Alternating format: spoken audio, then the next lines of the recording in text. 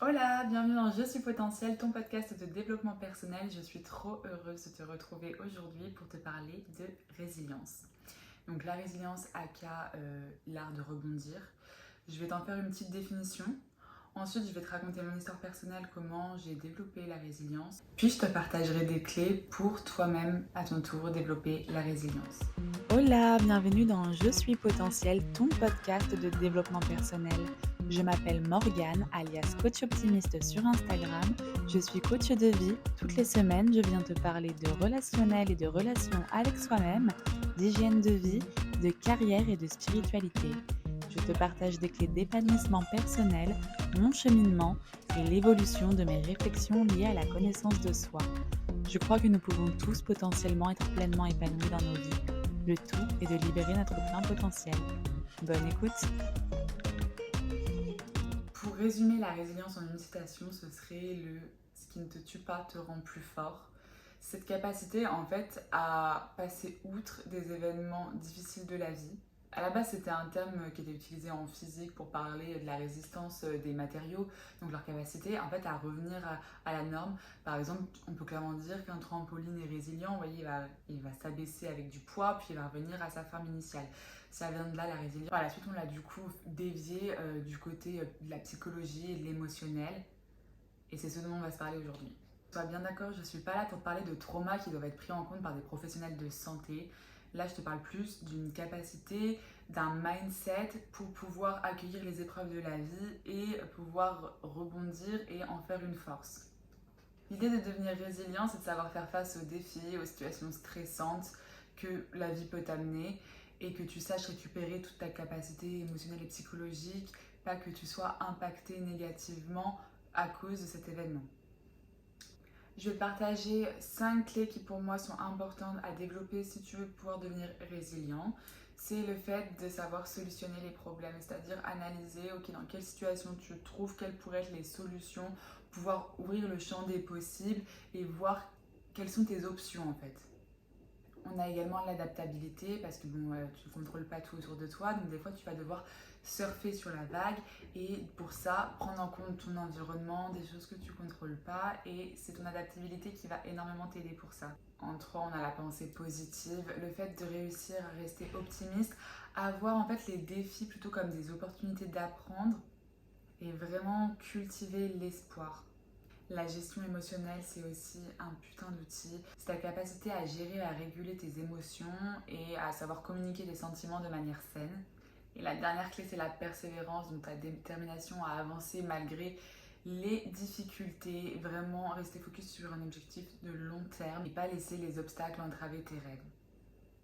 La résilience, c'est clairement une compétence, ça s'acquiert avec le temps, ça se travaille et c'est nécessaire, à mon avis, pour un bien-être mental durable.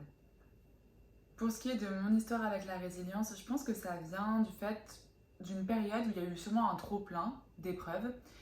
Et au bout d'un moment, quand t'as donné dans l'émotion, enfin personnellement, c'est ce que j'ai ressenti, j'avais comme plus d'émotion du style drama, du style pleurer, crier, s'énerver, pas comprendre, être perdu, tout ça. J'avais plus l'énergie pour tout ça. Et du coup, j'ai fait une des choses que je sais le mieux faire, j'ai switché sur l'humour et j'ai kiffé. C'est-à-dire que tellement j'étais sans arrêt enchaînée par des épreuves, des difficultés et que ça arrivait comme ça à l'appel, en fait à la fin, je les regardais arriver comme ça. J'étais là en mode ok, who's next? Vraiment, je regardais à la suite, à la suite, à la suite, à la suite et je les regardais et j'en rigolais. J'étais là, mais c'est hilarant. À chaque fois qu'il y en avait une nouvelle qui arrivait, bon, bien sûr, j'ai dû apprendre à les gérer, on est d'accord. Mais ce que je veux dire, c'est que quand elles m'arrivaient dessus, ces choses, ces difficultés, ces épreuves, au lieu de me dire oh mon dieu, ça va être le truc de trop, c'est bon, je vais pas me relever, tout ça, je me disais une nouvelle et c'est reparti pour un tour. Vraiment, j'avais ce truc de me taper une grande barre, clairement, tellement c'était too much. Enfin, à un moment, ça en devient presque drôle. Et du coup, après, c'est une habitude que j'ai gardée pour tout ce qui était petites épreuves, petites déceptions, hein, parce qu'il y a quand même des degrés d'épreuves. Je ne me tape pas une barre quand il y a des épreuves énormes qui se présentent à moi, qu'on soit d'accord. Enfin, demain, je gère une rupture amoureuse, je gère un décès, je gère mon entreprise qui s'écroule, je gère tous ces trucs, je ne suis pas morte de rire. Mais par contre, je vais vous en raconter des vertes et des pas mûres. Quand il s'agit de galères, genre je sais pas, valise portée disparue, rater un avion, être à la porte de son Airbnb, enfin voilà, les flops du quotidien.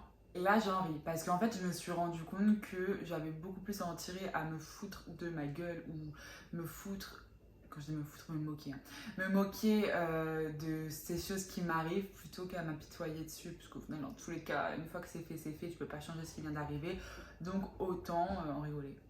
Il y a aussi le fait que j'ai compris que je ne pouvais, hélas, pas tout contrôler. J'ai également fait un travail où je me suis rendu compte que toutes ces choses qui m'ont fait du mal et qui m'ont détruite dans le passé, enfin en tout cas c'était le mot que j'ai pu utiliser, c'est les choses qui m'ont rendue forte aujourd'hui. J'ai aussi un réflexe depuis petite, c'est de faire une sorte de storytelling autour de ma vie. Clairement, ma vie, je la vois comme un film. Du coup, dès qu'il y avait vraiment des trucs pas cool qui m'arrivaient, pour moi, j'imaginais comme s'il y avait une caméra à côté. Quand on regarde un bon film, il y a toujours ce moment où le héros, soit il part d'un milieu qui n'est pas très favorable, où il vit des épreuves qui sont vraiment pas faciles. Je parle des films américains avec les happy end, hein. Moi c'est là-dessus que je fais référence. Euh, et du coup, je me disais juste, oh, du coup, c'est une partie du storytelling, c'est une partie de mon histoire et c'est ce qui va donner en fait l'héroïne de la fin, c'est ma construction, je dois passer par là. Et ok, j'avais tendance à beaucoup fuir mon environnement familial quand j'étais enfant, j'étais beaucoup chez mes amis. Et quand j'ai commencé à aller chez mes amis, je me suis rendu compte de ce qu'était une famille normale, un environnement normal et sain. J'ai eu ce truc de me dire, pourquoi moi j'ai pas ça? Mais en fait, je pense que j'ai vite été drivée par cette quête de sens, essayer de comprendre, voilà, pourquoi moi je n'ai pas ça. Je ne pouvais pas rester sans réponse. Donc la réponse que je me suis apportée, c'est que, regarde Morgane, aujourd'hui c'est grâce à ça que tu es si mature, parce que j'étais particulièrement mature étant très jeune déjà, que tu es aussi forte, que tu es aussi ambitieuse et que tu connais la valeur du bonheur. Donc voilà, j'ai toujours eu ce goût pour le développement personnel avant même de savoir que c'était une discipline. Vraiment, cette quête de sens me poussait à me poser énormément de questions et à philosopher sur tout ce qui pouvait se passer dans ma vie. D'ailleurs, pour faire un lien avec le développement personnel qui m'a passionné depuis plusieurs années et aujourd'hui mon métier, alléluia, j'ai arrêté de le pratiquer de manière naturelle, comme je te le dis, depuis que je suis enfant, je le faisais naturellement. Mais j'ai commencé à le faire de manière plus scolaire, plus théorique, enfin bon, aussi pratique, parce que bref, à me foutre dans des livres de développement personnel, à mettre des mots sur ce que je faisais, à me rendre compte qu'il y avait des métiers liés au développement personnel. Tout ça, c'est arrivé parce que j'étais très malheureuse. Clairement, j'étais en dépression à ce moment-là. Là encore, je trouve un sens à ce qui a été une épreuve. Pour moi, j'étais donc en Erasmus, seule. C'est pas à cause de ça que j'étais très mal, c'était à cause d'une relation ultra toxique qui m'a bien fait morfler. Mais c'est grâce à ce mal-être que j'ai eu, c'est vraiment cette période très compliquée de ma vie, que je me suis tournée vers le développement personnel et que en fait c'est devenu une évidence pour moi que c'était quelque chose que je voulais faire approfondir tout au long de ma vie. Ouais, donc vraiment, moi, c'est le fait de toujours trouver du sens dans ce qui se passe qui m'aide à être résiliente. Allez, on va passer un petit peu aux petites histoires drôles. Je vais te donner quelques exemples des fois où j'ai eu à être résiliente. Et ça s'est fait en général assez naturellement, ouais, parce que je me rends compte que c'est devenu une habitude maintenant. Donc, de toute façon, comme beaucoup de choses qui sont inconfortables au début, à force de les faire et les refaire, ça devient des habitudes et quelque chose qui n'est pas un effort. Typiquement, la première fois de ma vie que je pars au Mexique, première fois de ma vie que je sors de l'Europe, j'arrive à l'aéroport, je suis en avance, mais en fait, bon voilà, il y a deux portes dans l'aéroport de Madrid où il faut prendre un train pour aller à ces portes. Évidemment, c'était les portes auxquelles je devais me rendre pour monter dans mon avion.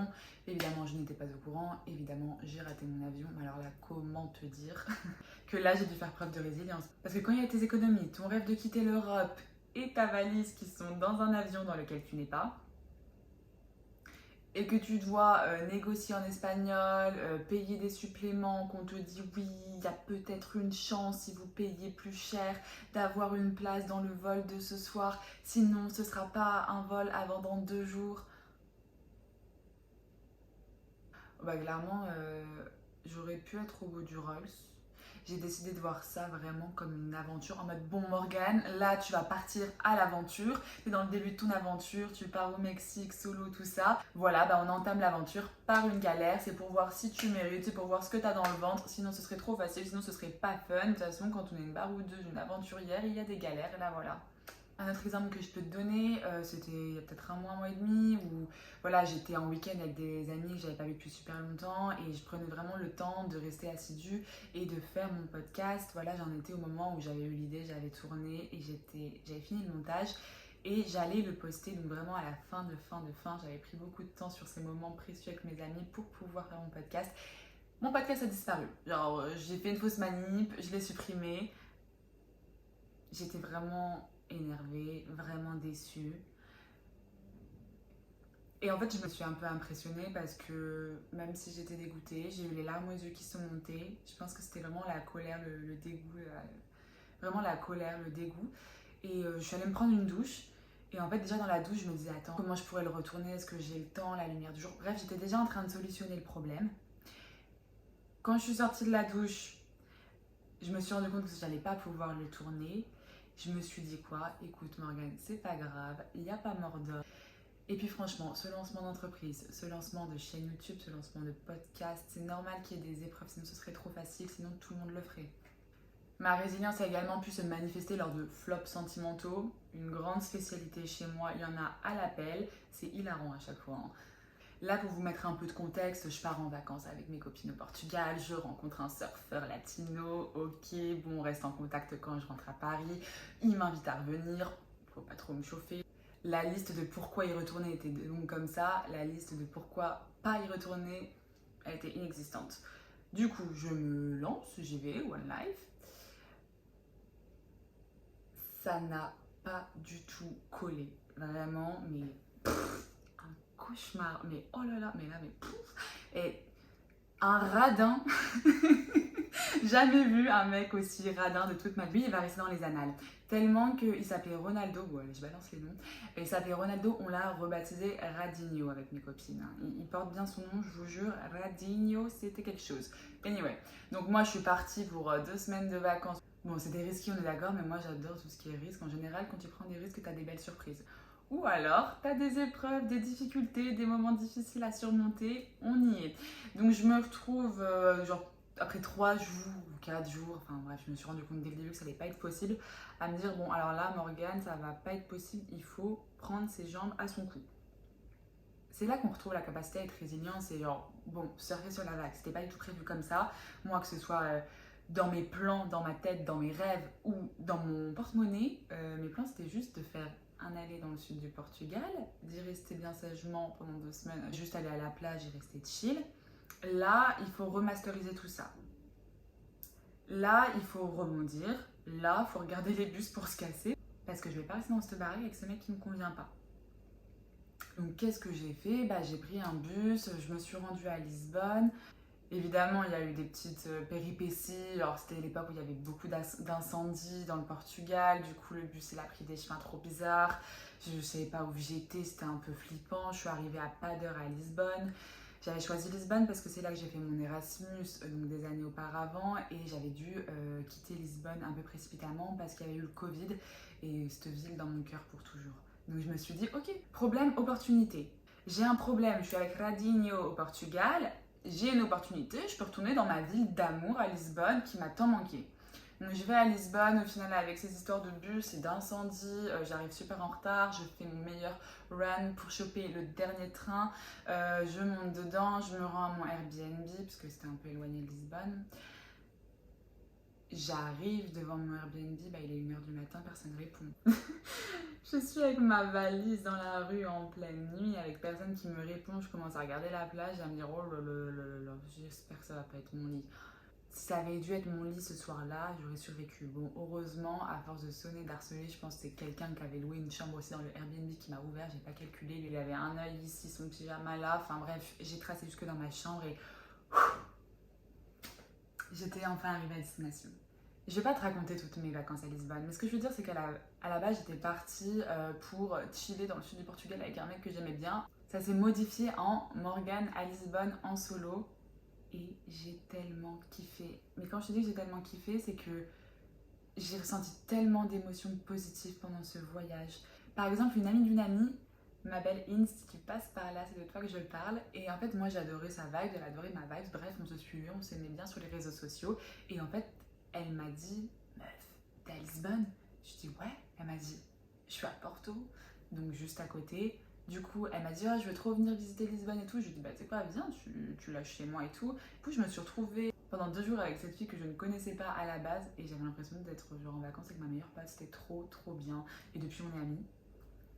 Et le fait de revenir dans cette ville où j'avais tant de souvenirs, où j'étais d'ailleurs au plus bas à ce moment-là dans ma vie, c'était juste avant vraiment que je me mette dans le développement personnel et que je remonte la pente et que je commence à vraiment vivre ma best life.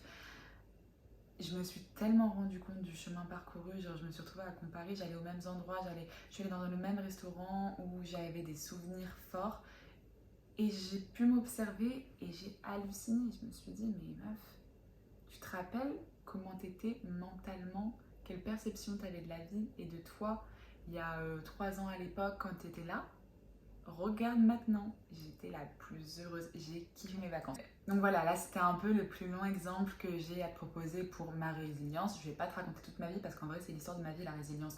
C'est juste, t'as une galère, tu rebondis et tu te rends compte qu'au final tu kiffes ta vie, que ça t'a apporté des skills, enfin ça t'a apporté des compétences, ça t'a apporté des expériences, ça t'a apporté des prises de conscience, ça t'a apporté de la maturité, ça t'a apporté des rencontres.